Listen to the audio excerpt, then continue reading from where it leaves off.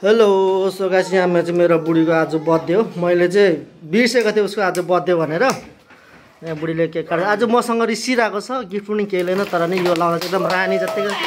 Birthday to you, happy birthday to you, happy birthday dear बुढी, happy birthday to you. मेरो भाइ चाहिँ खोइ सुत्केरी जत्तिकै ओछ्यानमा बसेको उठ्नु न आमा। चाहिँ मेरो माइली साली पनि एकदमै भिडियो बनाउनुमा व्यस्त बिजी भइरहेको छ। पापा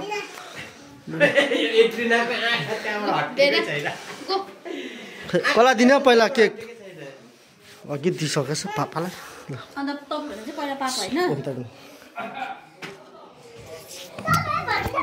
त्यो खाइसक्यो हो।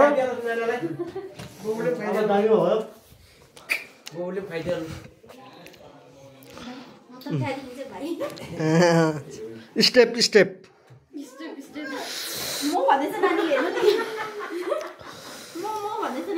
तिमी पाउँदैन तिमीले।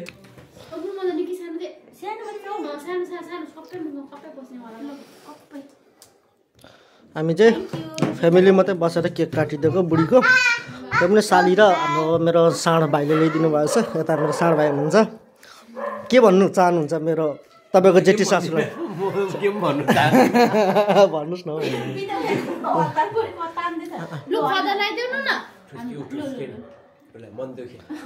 खानु खानु छोरी ल के दिनु दिइहाल्नु। लगाइदिनु खदा त लाउनुहुन्छ त हौ, लगाइदेऊ न। थियो त उयो खदा।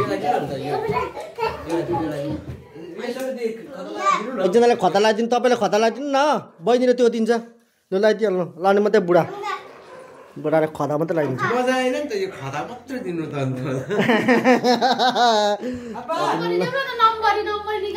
नम्बर निकाल्नु।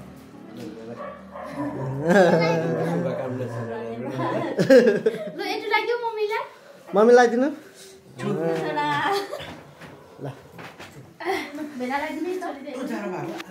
भाइ गरिदिनु त। म पनि बुढीलाई खदा लगाइदिनु आँटेको छु।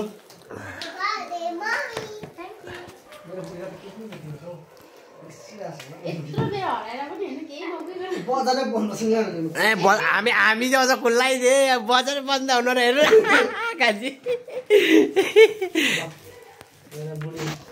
धेरै मलाई नकराउनु हो, जति बेला नरिसिनु। आज बिहानै हिजो पनि बिहानै उठेर तालको लगेन भनेर रिसाको गर्छ हो।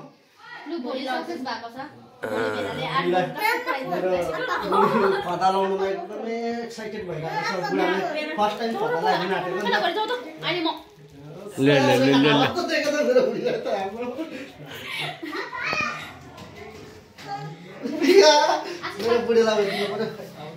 हजारदेखि उकालो हुनुपर्छ है, हजारदेखि उकालो नि। फेरि यहाँ भिडियोमा त हजारदेखि नम्बरी नोट हुनु पर्यो है। अब बुढीलाई खुसी पार्ने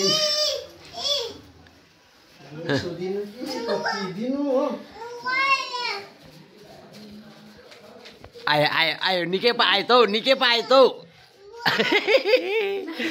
मेरो बुढीलाई चाहिँ यो दिन आँटेको छ। यो दिँदा मात्रै अलिकति खुसी हुन्छ नि त, हो कि न बुढी? ल मेरो छोरीलाई पनि दिन्छु ल बुढीलाई। मैले गिफ्ट त दिनु सकिनँ, योले अब के गिफ्ट सम्झेर किन्नु हो। ल ल मेरो छोरीलाई पनि ल्याइदिन्छु ल कन्ट्रोल भएको लागि।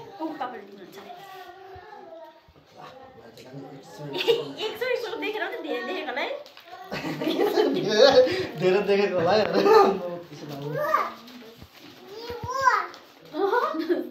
ल मेरो छोरीलाई ल।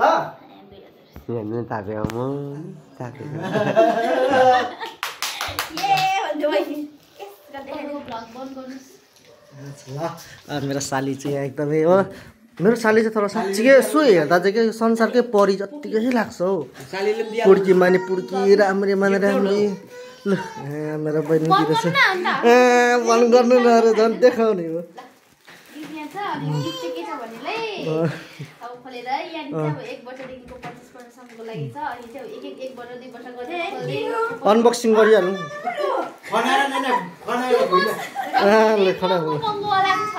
होइन ठिकै छ त सस्तोको जे जति दिए पनि साँच्चै नि म त आज दिनभरि मलाई मेरो बहिनीले किन फोन गरेन अब अरू बेला त छिटो गर्थ्यो किन गरेन भनेको त के हो 1 नम्बर 2 नम्बर फर्स्टमा 1 नम्बर गर्न त नम्बर साइज कसो मेरो छोरी 1 नम्बर गर्नु मेरो सालीले 1 नम्बरमा चाहिँ लाबर दिनु भएछ 26 वर्षको चाहिँ यो अरे 25 वर्षको सम्म चाहिँ यो अरे के पनि त्यो भ्लग चाहिँ कहिले सकिँदैन नि त 1 नम्बरमा चाहिँ यो रहेछ 2 नम्बरमा के हो यो लाबर के क्लिप 2 नम्बरमा क्लिप रहेछ मान्छे कत्रो त्यत्रै ल्याइदिएछ क्लिप पनि हो ठिकै छ 3 नम्बर धकद्वारा नै निक्ल्यो नि यहाँ टस के अब केक काट्दाखेरि चाहिँ बिर्स्यो अघि यसले केक काट्दाखेरि चाहिँ भन्नु भन्दै थियो तर बिजी छ ल सायद काट्नु पनि बिर्सेछु भन्नु पनि फोन गर्नु बिर्सेछु अनि यो चाहिँ निखिल र मेरो तर्फबाट निखिल यानि कि मेरो बहिनीबाट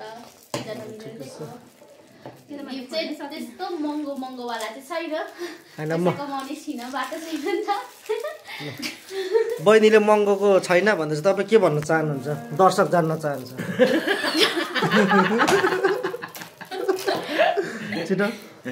मलाई चाहिँ आयो होइन यति बेसी ल्याउनु पनि पर्थेन आएको मलाई विस गरेको भने विस गरेकोमै त्यतिमै सबैभन्दा ठुलो कुरा हो आज चाहिँ यसले मलाई विस गरेको थिएन अरू बेला सधैँ छिट्टो गर्थ्यो होइन आज चाहिँ दिनभरि पर्खिपछि किन विस गर्दैन त्यसै त मन दुखिरहेको थियो अगाडि नै हो अन्त चाहिँ भएर पछाडिबाट आउँदाखेरि ल सो गाइस र मेरो साली 2 जना साली हुनुहुन्थ्यो यता माइली साली यहाँ हुन्छ कान्छी साली चाहिँ गान्तोकमा यति बेला के काम गरिरहेको ल 2 जना सालीहरूले चाहिँ यो गिफ्ट पठाइदिनु भएको रहेछ तर मैले आज फर्स्ट टाइम देखेँ के भनेर चाहिँ अब यो पनि गिफ्टमा आउँदो रहेछ भनेर मैले एकदमै म एकदमै के भन्नु अचम्म भइरहेको छु हो र अनि अर्को कुरा के भने चाहिँ मैले के पनि सोचिरहेको थिएँ त ठिकै छ मेरो बुढीलाई जे चाहिने सामान चाहिँ सबै ल्याइदिएछ मैले किन्नु परेन कान्छी आउनु ल यहाँ मेरो बुढी चाहिँ हो अघिसम्म रिसिरहेको थियो त्यसो हरियो नोटहरू देखाएर दिएको हरियो नोटहरू देखाएको अलिकति खुसी छ तर पनि अब के भन्न चाहनुहुन्छ यो बहिनीले यत्रो गिफ्ट दियो हो के भन्न चाहनु अनि अरू